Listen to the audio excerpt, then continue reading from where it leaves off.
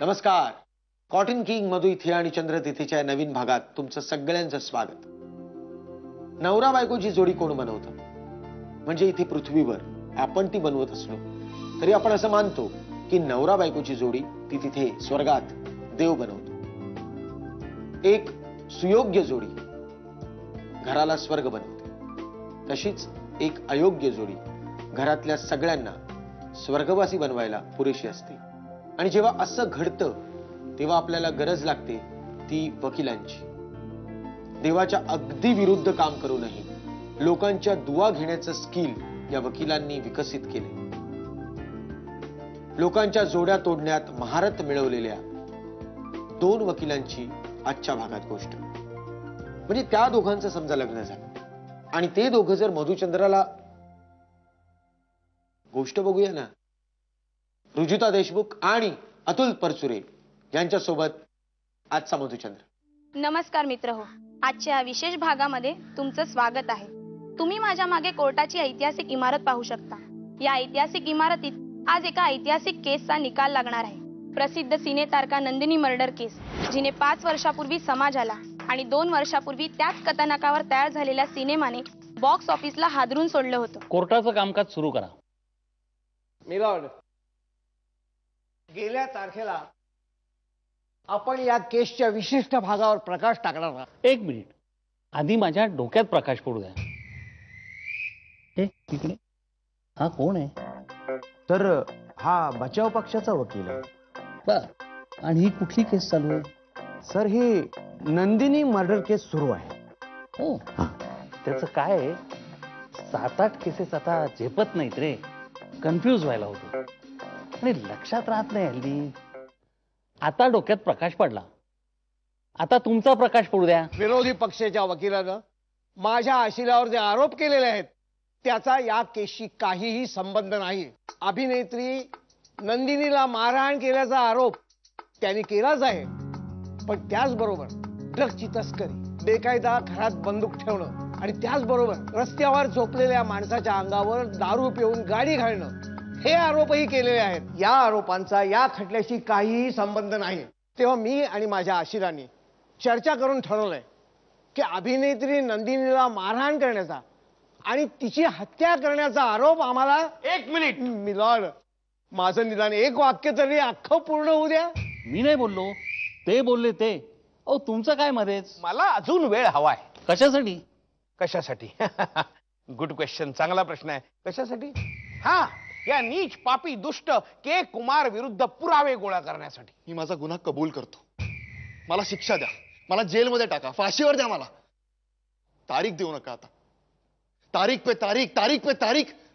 अहो, आमच्या हातात काय उरतं मग? फक्त तारीख. या तारखांमुळे मी माझ्या शूटिंगच्या तारखा नाही देऊ शकत आहो. वाढदिवसाच्या, लग्नाच्या, एखाद्या सांस्कृतिक कार्यक्रमाच्या. अहो, बाळाच्या बारशाला जाऊन त्याच्या कानात कुर्र करायची देखील मला सुपारी घेता येत नाहीये. जमीन खणेन, छत उकरेन, भिंती पाडेन, पण मेलॉर्ड याच्या विरुद्ध पुरावे गोळा करूनच आणीन. म्हणून मला वेळ हवाय. का घाईत जाण्यासारखं काय? सरप्राईज आहे. साधं सुद्धा नाही, जीवन बदलून टाकेल असं सरप्राईज. पण सर,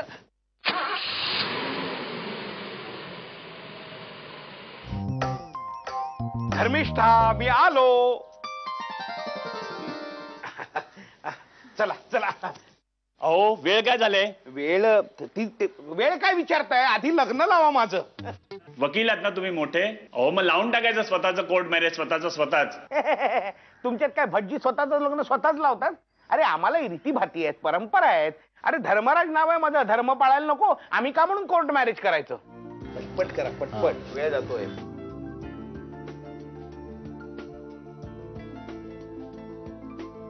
आता तुम्ही नवऱ्या मुलीला मंगळसूत्र घालायचं.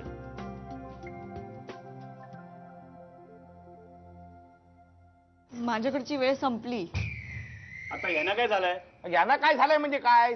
तुम्हाला सांगतोय मगापासून घाई करा, घाई करा, घाई करा, पण तुम्ही एवढा वेळ लावताय ना. आता ती जाऊन येईपर्यंत आपल्याला तासभर असंच बसून राहावं लागणार. सॉरी धर्मू, पण नाईलाज आहे रे. नाही धर्मिष्ठा, तू जा, मी जाणतो तुझ्या भावना. जा जा, विजयी होऊन ये, जा. मिलॉर्ड, मला फक्त एवढंच सांगायचंय की आजची वेळ संपली आहे.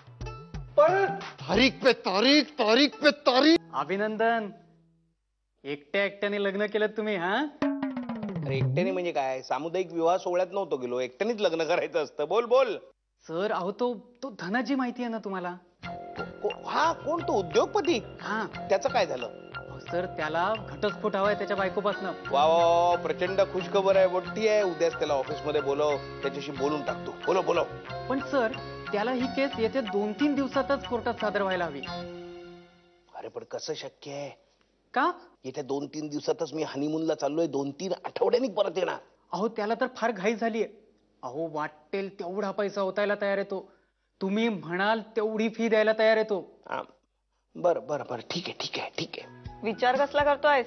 हे पीएचा फोन आला होता ना, तो सांगत होता त्याला ट्रॅव्हल एजंटचा फोन आला होता. आपण ज्या ठिकाणी जाणार होतो ना, तिथे महाभयंकर दुर्धर रोगाची साथ पसरली.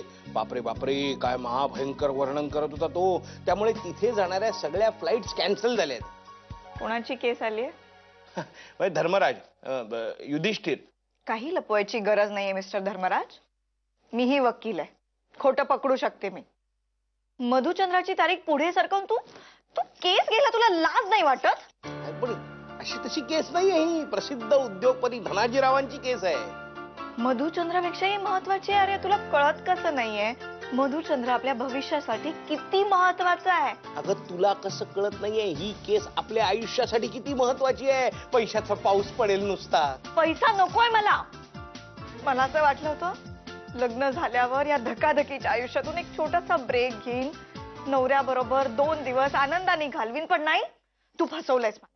तू लॉयर नाही, लायर आहेस, लायर. Objection milord. तू कसलं ऑब्जेक्शन घेतोस? मी ऑब्जेक्शन घ्यायला हवं मधुचंद्र सोडून. काहीही झालं तरी मी केस लढणार म्हणजे लढणार. ठीक आहे, तू लढ. लढच तू एकटा लढ. अरे एकटा? अरे अरे